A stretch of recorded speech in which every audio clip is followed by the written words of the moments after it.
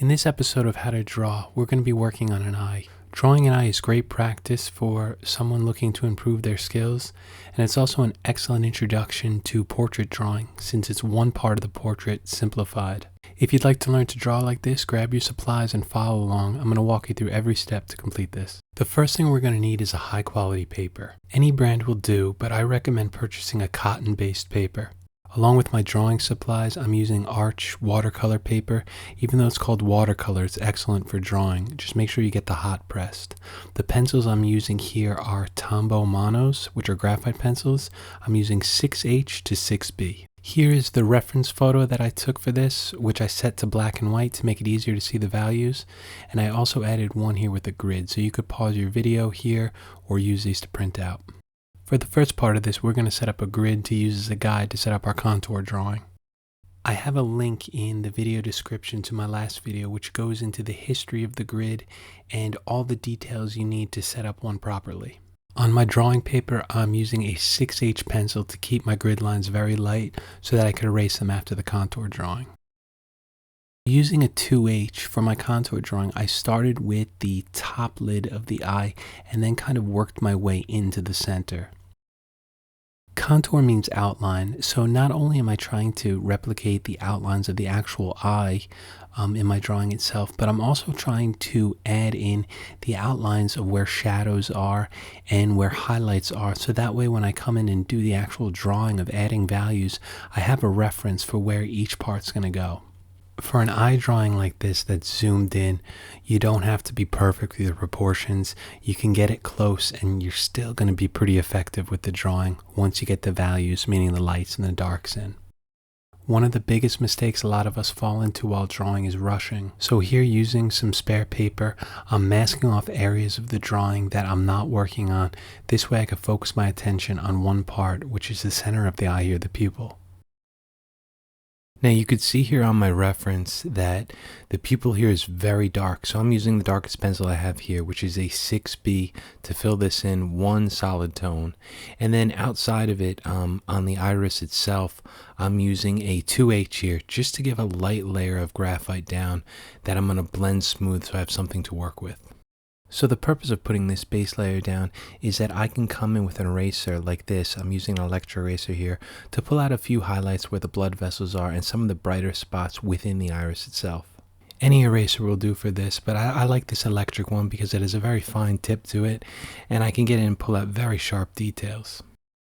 Along the outside of the iris, you'll see a dark area on some people, which is called the limbus or the limbal rings. A darker limbal ring is much more common in infants and children, and it tends to fade as we get older. So not all adults have this. This model here is 30, so in his, you can see they're slightly subdued, but they're still there, so I'm adding them in.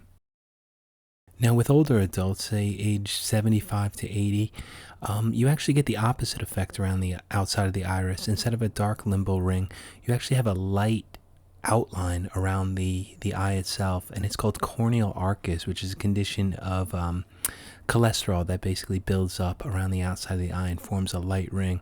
So it's interesting to kind of learn these different things and to think about them while you're working on someone. Generally, when you're drawing someone younger, like an infant or a baby, you're going to see really dark outlines around the eye. And as they get older, they tend to fade, and when they get into their senior years, it actually lightens. So it's an interesting thing to see and to think about.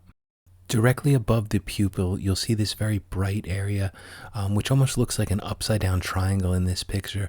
What that is a specular highlight.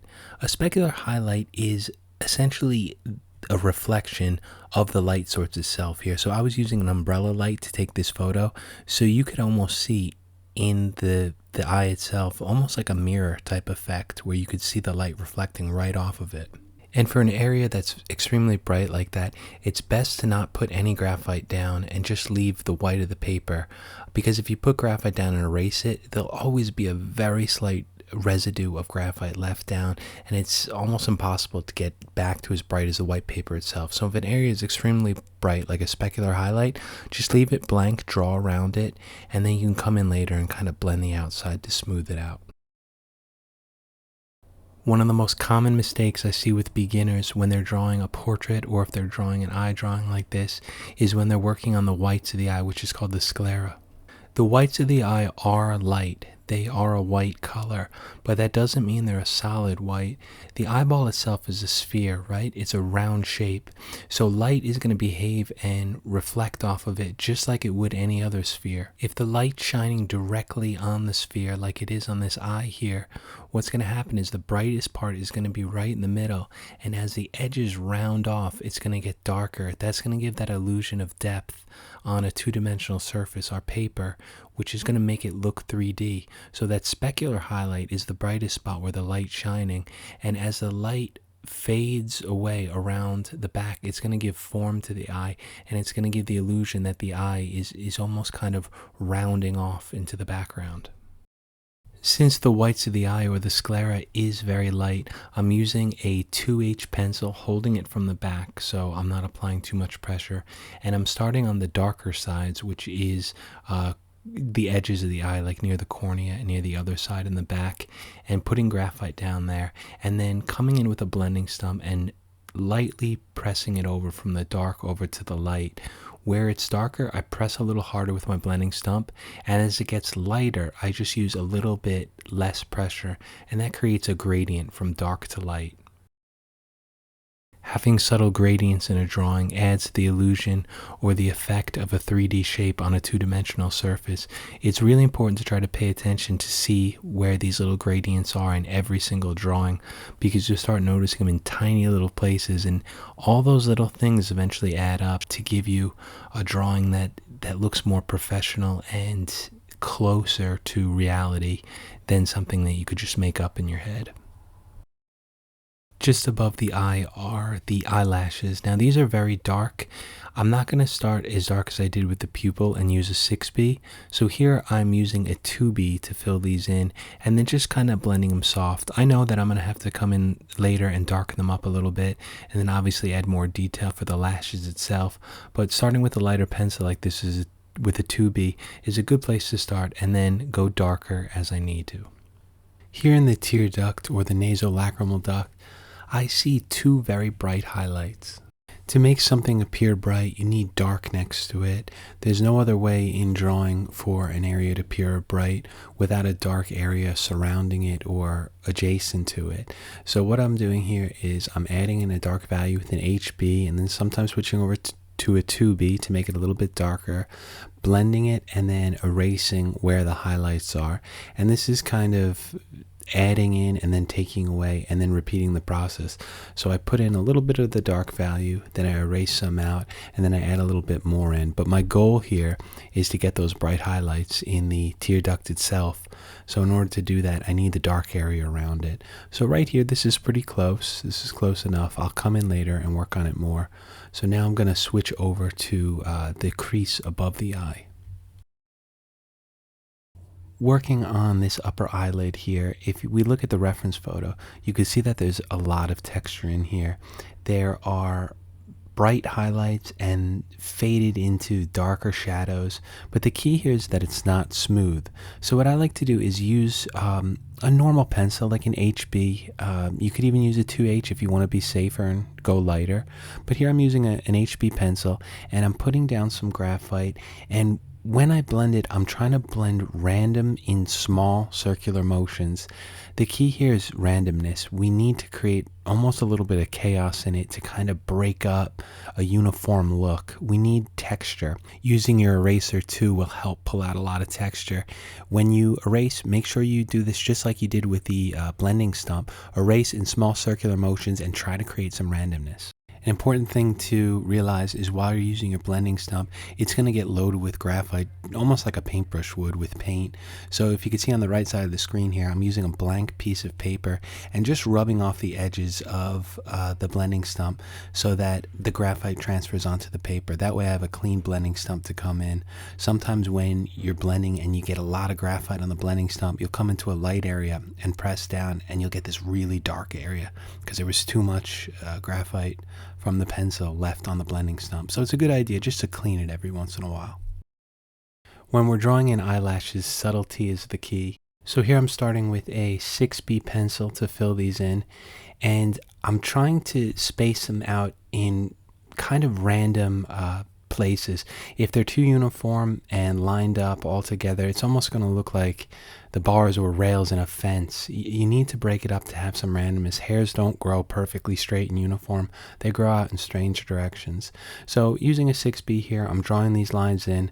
A good little trick too to sometimes think about is generally an eyelash is a little bit thicker toward the base and it tapers to a thinner point toward the end of it. I'm using my eraser here to knock down the values of the eyelashes. I noticed I made them a little bit too dark, so the eraser is a great tool to level them out and keep the value a little bit lighter than it was.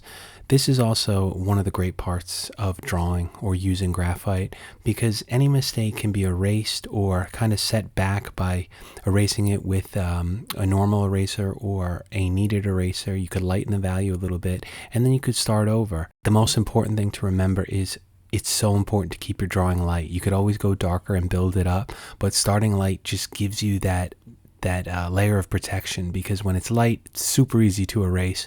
When it's dark, it gets more difficult. Just like drawing the eyelashes, when working on the eyebrow itself, we have to focus on drawing the hairs in a random pattern.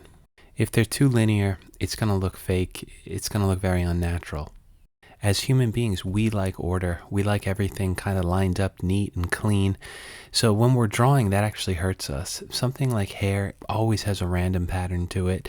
So when I draw with this, sometimes what I'll do is I'll just hold the back of my pencil and flick off hairs in random directions, trying to move the starting point of each hair in different spots to try to create something that doesn't look linear and uniform. It's good to keep this in mind. Just remember, anyone could draw hair, even if you're a beginner. It's not difficult to do. The only difficult thing about it is breaking up your natural thought pattern or your natural way of trying to draw, which is uniform, everything in line, everything linear. You need to just add some randomness. So what you could even do is, if you have an area that has some flyaway hairs, some small hairs, you could even close your eyes and just kind of scribble in that area to give yourself some randomness. Now, taking a look at the lower part of this drawing, we're going to have to add in the bottom eyelashes. And if you look at the reference photo, you'll see underneath the eye there's a bit of a shadow that goes across from the right side over to the left. This shadow is beneath or behind the eyelashes, so I want to put this in first. If I drew the eyelashes in right now, when I try to add in that darker shadow behind them, if I try to blend it, the graphite that's on the eyelash is going to blend over it and it's going to darken the area more than I want to. So it's best to try to draw what you see behind first and then work your way toward the foreground, so the eyelashes are closer to us here. Work on those later on in the drawing. I used an HB pencil to draw on these eyelashes, and then I came in with an eraser to soften them a little bit and to pull out some bright flyaway hairs. It's good to cut your eraser very sharp so you could pull out very thin lines with it. Generally, underneath the eyes, you'll see some darker shadows. What this is some fat that builds up underneath all of our eyes. And as we get older, you'll see it tends to get a little bit darker and droop down a little bit more. So if I need to put in a dark area, I always want to go slowly. I start with the 2H here and lay down some graphite, and then I always blend it just so it smooths out. Sometimes when you blend it, it'll darken a little bit more because you're pushing the graphite into the fibers of the paper. But then from there, what I want to do is move up to my darker pencil. I'll use an HB, put some of that down, blend it, see what it looks like. And then if I need to, I can darken it by either pressing a little harder on the HB pencil or stepping up to a darker one, a 2B in this case. Remember what I said before, that we need to create randomness to the skin itself. There's no skin that's perfectly smooth. Even a baby's skin has some texture to it. So the easiest way I found is, once the graphite's down, using a small blending stump, try to create random small circles, very, very tight and close together, and just work in one small area and then work your way out. This is going to create more of a texture and break up the uniformity of a flat surface and give you more of an appearance that seems a little bit more like skin. Just make sure that when you're using your blending stump, you have a light layer of graphite down to blend first. You could use a blending stump that has some graphite on it that you used before, but it tends to get messy. It's best to use a lighter pencil, a 4H or a 2H, put down a very thin layer of graphite, and then blend. When you blend with that blending stump, it's going to darken areas. And if you do small circular motions, you're going to have some dark areas and some light areas, and it's going to look like texture on the skin. You'll see I'm also using an eraser here for skin texture.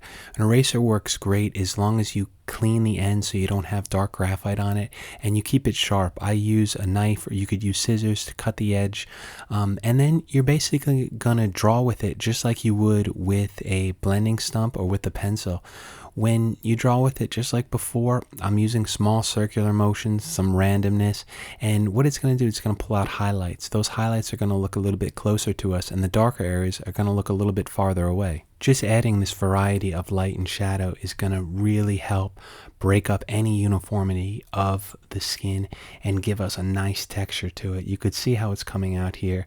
As I pull out some highlights, I usually come back with a blender to soften them up. Sometimes a highlight, especially if you're using an electric eraser, is a bit too sharp. So you could always come in with a blending stump or a little bit more graphite and smooth it out.